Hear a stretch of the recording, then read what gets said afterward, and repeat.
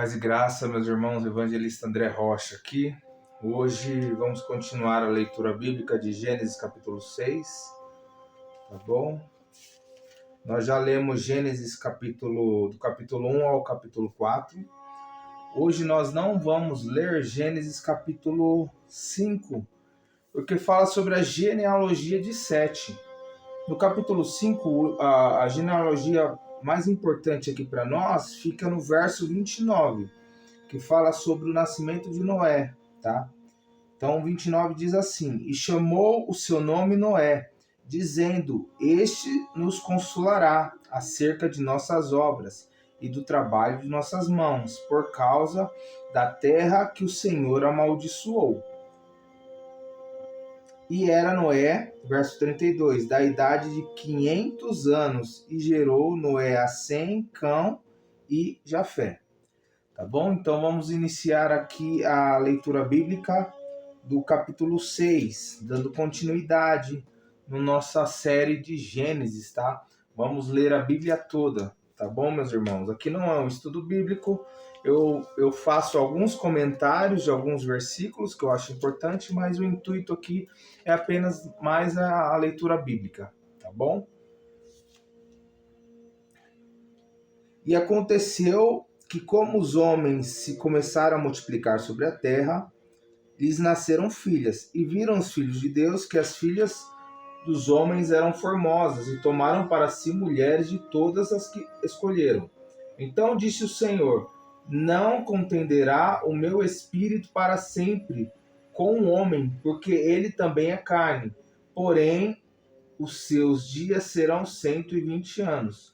Então aqui nós vemos que o homem antigamente ele vivia muito tempo. Noé já estava com 500 anos, nós vemos que Adão viveu mais ou menos em torno de 900 anos. Só que aqui Deus ele começa a impor limites por conta do pecado da humanidade, para que o pecado não se multiplicasse tanto como estava se multiplicando naquela época.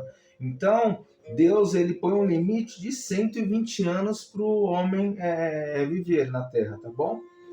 Verso 4. Havia naqueles dias gigantes na terra, e também depois, quando os filhos de Deus entraram as filhas dos homens, e delas geraram filhos, estes eram os valentes que houve na antiguidade, os varões de fama. E viu o Senhor que a maldade do homem se multiplicara sobre a terra, e que toda a imaginação dos pensamentos de seu coração era má, continuamente. A palavra coração aqui no hebraico significa Levi. E Levi não é o órgão coração. Quando Deus ele cita coração na Bíblia, normalmente o coração em hebraico ele vai estar usando essa palavra, Levi. E a palavra Levi significa pensamento, significa consciência. Então, todas as vezes que nós vemos a palavra coração, está falando da consciência do ser humano. Então, aqui está dizendo que a consciência, o pensamento, a maldade do homem se multiplicara no coração dele. E o coração significa a consciência do ser humano. Então, o ser humano passou a ser muito, muito mal. Então arrependeu-se o Senhor de haver feito o homem sobre a terra e pesou-lhe em seu coração. Amém? Então, meu irmão, quando o texto ele diz aqui, né, no verso 6, que Deus ele se arrependeu, o verbo em hebraico significa nacham. Ele expressa profundamente tristeza e pesar. Então, esse se arrependeu, não é que Deus se arrependeu de ter feito o homem, mas esse se arrependeu do verbo nacham, o sentido da palavra é de pesar, é de tristeza. Deus ele sentiu tristeza da criação, do que o homem estava fazendo na terra, tá bom? Então precisamos entender isso, porque Deus não é homem para se arrepender, né? Deus ele não se arrepende de nada que ele fez, Deus ele é perfeito, amém? Verso 7. E disse o Senhor: Destruirei de sobre a face da terra o homem que criei, desde o homem até o animal, até o réptil e até as aves do céu, porque me arrependo de os haver feito.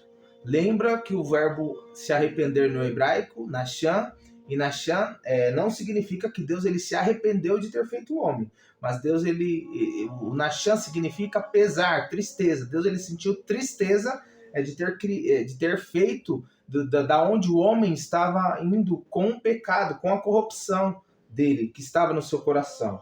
Amém? Noé, porém, achou graça aos olhos do Senhor. Essas são as gerações de Noé. Noé era varão justo e reto em suas gerações. Noé andava com Deus e gerou Noé 3 filhos, Sem, Cão e Jafé. A terra, porém, estava corrompida diante da face de Deus, e encheu-se a terra de violência. E viu Deus a terra, e eis que estava corrompida, porque toda a carne havia corrompido o seu caminho sobre a terra. Então nós vemos que o pecado havia se multiplicado grandemente sobre a terra, a violência, a corrupção. Deus, então, aqui ele anuncia o dilúvio para Noé. Vamos ler aqui no verso. Então Deus disse a Noé: o fim de toda a carne é vinda perante minha face, porque a terra está cheia de violência. Então nós vemos aqui que Deus ele anuncia o dilúvio para Noé. E entenda que a arca, ela simboliza Cristo. Todo o Velho Testamento nós vemos Cristo através do Cordeiro, através de sacrifício. Então a arca simboliza Cristo. Cristo, aquele que salva, aquele que liberta. Através do sangue de Cristo, ele traz salvação para nós. Tá bom? Faze para ti uma arca de madeira de gofer. Farás compartimentos na arca e a betumarás por dentro e por fora com betume. E desta maneira a farás. De 300 côvados o comprimento da arca e 50 côvados a sua largura, e de 30 côvados a sua altura.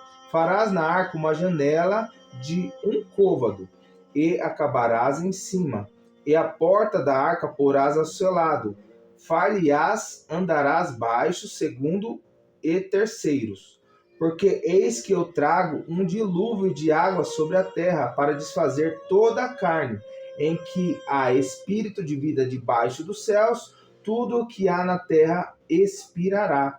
Mas contigo estabelecerei o meu pacto, e entrarás na arca, tu, os teus filhos e a tua mulher, e as tuas mulheres de teus filhos contigo, e de tudo o que vive, e de toda a carne, 2 de cada espécie, meterás na arca para os conservares vivos contigo, macho e fêmea serão. Das aves conforme a sua espécie, e dos animais conforme a sua espécie. De todo o réptil da terra conforme a sua espécie, 2 de cada espécie virão a ti, para conservares a vida. Tu toma para ti toda a comida, se come e ajunta para ti, e te será para mantimento, para ti e para eles.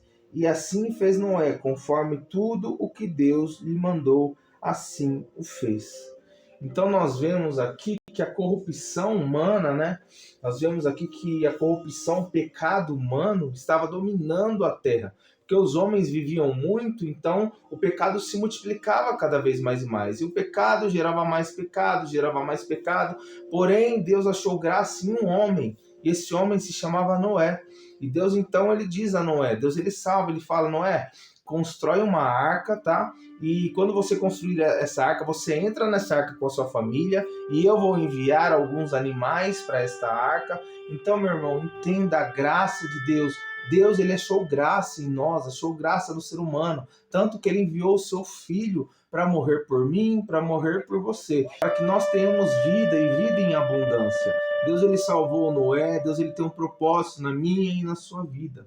Então, que você venha ser abençoado por esta palavra, por esta série. Se você não me segue, eu peço para você estar nos seguindo, tá bom? Bíblia todo dia, que nós temos devocionais diários, temos leitura bíblica, temos curiosidades bíblicas. Que Deus abençoe sua vida, abençoe a sua família. Eu quero fazer uma oração para vocês.